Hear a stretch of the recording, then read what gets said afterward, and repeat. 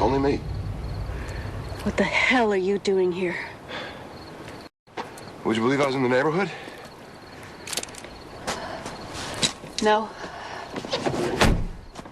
Get away from my car.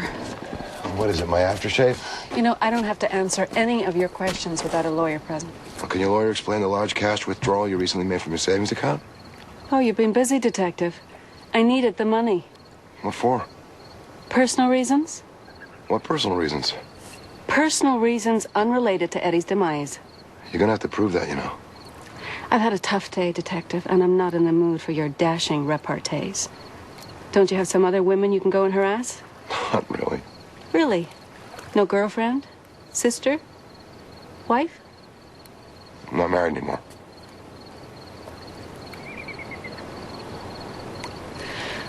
Look, can I go now? I'm heading to the gym to run. I used to run outside, but Eddie Como stole my life, so now I run inside where it's safe.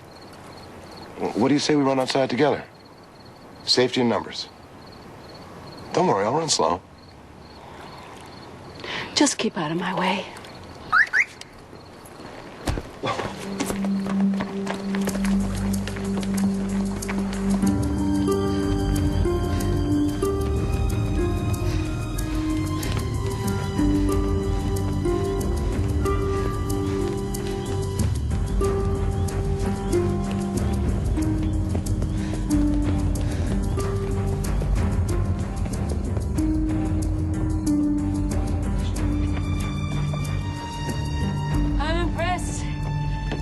You keep up.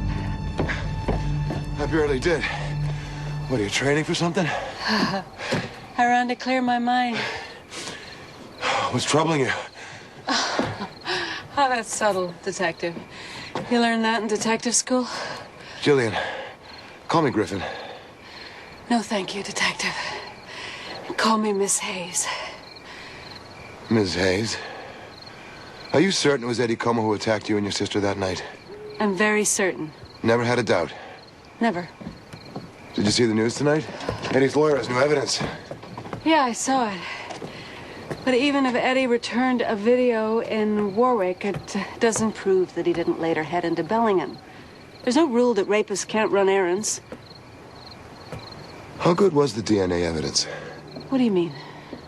Well, was it a 4-point match, an 8-point match, 10 points? They said the sample was a match. A match is a match. Not necessarily. What are you getting at? Well, what if Eddie Como had a brother? Hey, do me a favor, Miss Hayes. Look me in the eye and tell me you had nothing to do with Eddie Como's murder. Well, that's pretty hypocritical. Really? Why? Because I know who you are.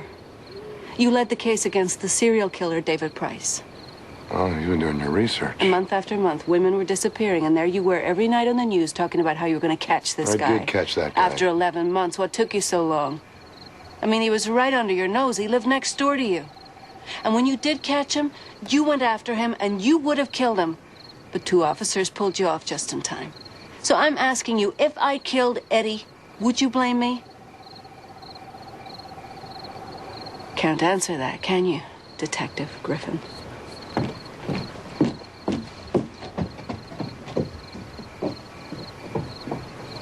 You're right. It did take too long. I didn't catch him until after he tortured and murdered my wife. So if you did have Eddie Como killed, I might not blame you, but I would arrest you. Being a cop's all I have left. I'll wait till you get in.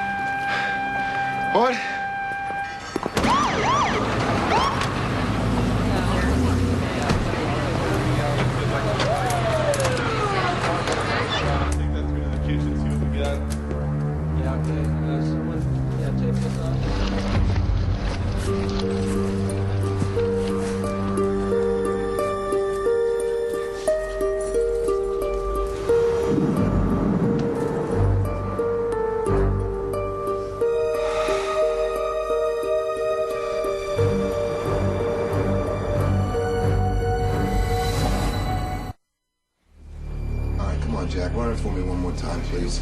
Okay. She's tied up with latex strips. Copycat. The latex strips and how they were used was in the paper, but we never mentioned anything about this.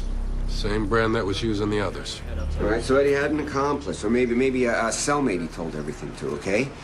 So the guy spends the last year fantasizing about the stories that Eddie told him. Then Eddie gets shot. The guy figures he could do it. He can become the College Hill rapist. That's an awfully big leap.